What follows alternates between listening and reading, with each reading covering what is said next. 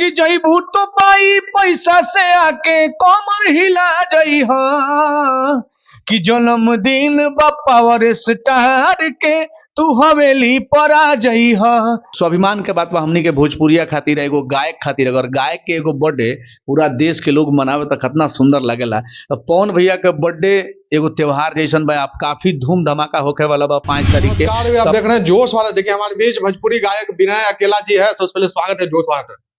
सबसे पहले प्रणाम भोजपुरी देखे वाला श्रोता लोग के भी गोड़ छुके गोड़ लगत नहीं, आपके भी स्वागत बा, प्रणाम भैया। चलिए, आपका एक गाना आ रहा है, पवन सिंह के जन्मदिन से संबंधित गाना है। सबसे पहले दर्शकों को गाना सुनाइए, आगे हम लोग बातचीत करें। गाना बहुत ही बढ़िया लेके आवत तनी सन हमनी के। कुछ गाना में सस्पेंस बा, ओकरा के पूरा तो नहीं सुना सकत, लेकिन हम बतावत तनी। इंडियन रिकॉर्ड्स भोजपुरी पे गाना के लेके आवत तनी सन। गाना बावे मेल फीमेल 2 आदमी के गाना बावे। गाना बा अरे पाँचे के नाचे के करता निसाटा, अरे रौवे बुझेम जदी लाग जाई घाटा।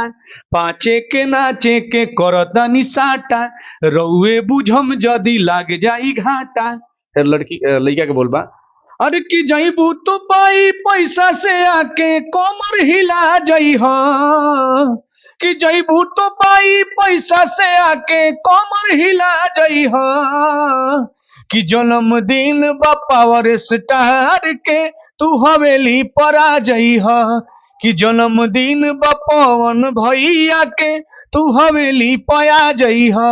ये गाना देख सकते हैं, जन्मदिन व पावर स्टार के तू हवेली पा जाए। काफी अच्छा गाना। कैसा होने वाला इस बार जन्मदिन पवन सिंह का, क्या कहेंगे? जन्मदिन पवन भैया के बहुत ही बेहतरीन तरीका से, और भोजपुरी के स्वाभिमान होवन पवन सिंह, और भोजपुरी का हर वो कलाकार बावे ये पवन सिंह से प्रेरणा लेके उनका के अपन आइडियल मान के कुछ सीखेला। कुछ कहे से कि हम देखले बानी कि बचपन से ही हमनी के जब से होश संभरले बानी सन तो पवन सिंह के गाना ही सुन के आदमी जवान भइल बा। आज भी कोनो ऐसा भोजपुरी में कलाकार नहीं खे जो मंच पर स्टेज गावत भर में पवन सिंह के कोनो गाना गुनगुना खातिर दिल में प्यार रहे। हम तो अपन गुरु माने नहीं पवन भैया के, आइडियल माने नहीं। लगभग पवन भैया के गाना गा के ही हम सियान भइल बानी, 2-4 गो रुपया कमाता नहीं मार्केट से या स्टेज प्रोग्राम गा के।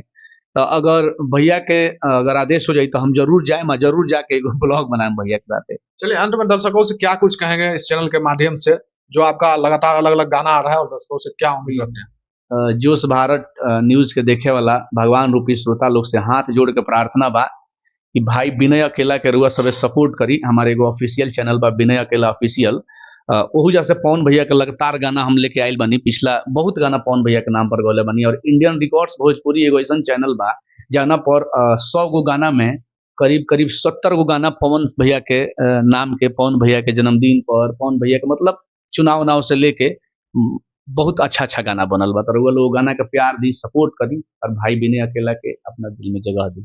तो देख सकते हैं हमारे बीच अभी विनय अकेला थे, जो एक भोजपुरी सिंगर है। इन्होंने पवन सिंह के जन्मदिन पे एक गाना गाया है जो काफी अच्छा गीत है, और कल इस गाना को आप सुन पाएंगे। बाकी इस वीडियो को लेकर आप क्या सोचते हैं कमेंट करके जरूर बताइएगा। बहुत बहुत धन्यवाद।